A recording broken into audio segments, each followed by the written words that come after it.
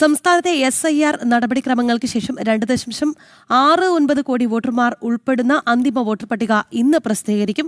ഡിസംബറിൽ പ്രസിദ്ധീകരിച്ച കരട് വോട്ടർ പട്ടികയിലെ പരാതികൾ പരിശോധിച്ച ശേഷമുള്ള പട്ടികയാണ് പ്രസിദ്ധീകരിക്കുക. മരിച്ചവരെയും വിദേശ പൗരത്വം നേടിയവരെയും ഉൾപ്പെടെ കരട് പട്ടികയിലുണ്ടായിരുന്ന 53,229 പേര് മാത്രമാണ് ഹിയറിംഗ് കാലയളവിൽ ഒഴിവാക്കിയിരുന്നത്. വിവരങ്ങളുമായി ദിസ്ന സുരേഷാണ് ചേരുന്നത് തിരുവനന്തപുരത്ത് നിന്ന്. Disna, good morning. എന്തായാലും ഈ SIR എന്ന് കേട്ടപ്പോൾ ഇവിടെ ഹാലിളകി തുള്ളിയവരൊക്കെ ഉണ്ട്. എന്തായാലും ഇന്ന് അന്തിമ പട്ടിക വരുമ്പോൾ അതിൽ മരിച്ചവരെയും ഒപ്പം തന്നെ വിദേശ പൗരത്വം നേടിയവരുമുണ്ട്. ഇവരെയാണ് ഒഴിവാക്കിയിരിക്കുന്നത് എന്നുള്ളത് വളരെ സുപ്രധാനമായ കാര്യമാണ്. എങ്ങനെയാണ് വിവരങ്ങൾ? എപ്പോഴേക്കും പട്ടിക എത്തും? Ragi, good morning. സൂചിപ്പിച്ചതുപോലെ തന്നെ ഇന്നലെ മുഖ്യ തെരഞ്ഞെടുപ്പ് ഓഫീസർ രത്ന യുഗേൽക്കർ നടത്തിയ വാർത്താ സമ്മേളനത്തിലാണ് ഈ തീവ്ര വോട്ടർ പട്ടിക പരിഷ്കരണത്തിന്റെ ഭാഗമായുള്ള അന്തിമ വോട്ടർ പട്ടിക പ്രസിദ്ധീകരിച്ച കരട് വോട്ടർ പട്ടിക ഇന്ന് പ്രസിദ്ധീകരിക്കുമെന്നുള്ളൊരു കാര്യം വ്യക്തമാക്കിയിട്ടുള്ളത്.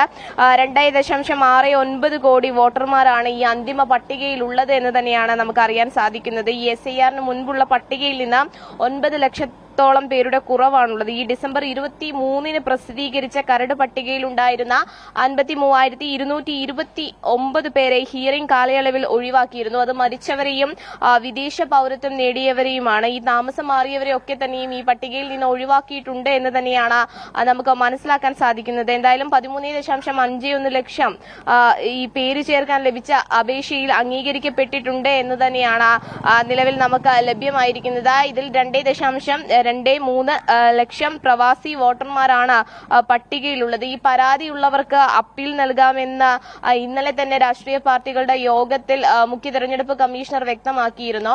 ഇന്നലെ ഒരു സ്വകാര്യ ഹോട്ടലിൽ വെച്ചായിരുന്നു ഈ രാഷ്ട്രീയ പാർട്ടികളുടെ അവലോകന യോഗം നടന്നത്.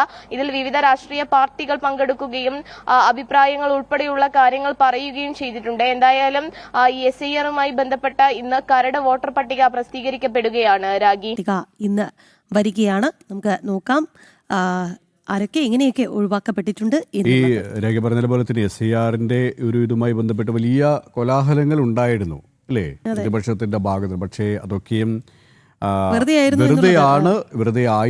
വെറുതെ ഒരു പുകമറ സൃഷ്ടിക്കാനായിരുന്നു എന്നത് ജനങ്ങൾ തിരിച്ചറിയണം. കാരണം ഈ പറഞ്ഞതുപോലെ തന്നെയാണ് മരിച്ചവർ ഉൾപ്പെട്ടിട്ടുണ്ടായിരുന്നു. വിദേശ രാജ്യങ്ങളിൽ പോയി അവിടെ ജോലിക്ക് പോയവർ തിരിച്ചു വരികയാണ്. പക്ഷേ അവിടെ സ്ഥിരതാമസമാക്കിയവർ പൗരത്വമുള്ള അവരെ സ്വാഭാവികവും ഈ പട്ടികയിൽ ഒഴിവാക്കണമല്ലോ. അത്തരത്തിലുള്ള നടപടിക്രമങ്ങളാണ് നടക്കുന്നത്. അതിനെയാണ് മറ്റൊരു തരത്തിൽ വ്യാഖ്യാനിച്ചുകൊണ്ട് മരിച്ചവർ എന്ന് പറയുമ്പോൾ തന്നെ ആ ഒരു കണക്ക് ആലോചിക്കണം. ഇപ്പൊ ഈ 53,000-ലേറെ പേരെ, അതായത് മരണപ്പെട്ടവരായിട്ടുള്ളവർ അടക്കമുള്ളവർ ഈ പട്ടികയിൽ ഇടം പിടിച്ചിരുന്നു എന്നുള്ളതാണ് അല്ലേ.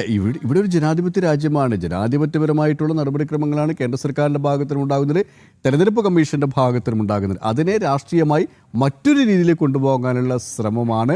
ഓരോ ശ്രമങ്ങളും ഇങ്ങനെ വിഫലമായിക്കൊണ്ടിരിക്കുന്നു എന്നത് മറ്റൊരു യാഥാർത്ഥ്യം.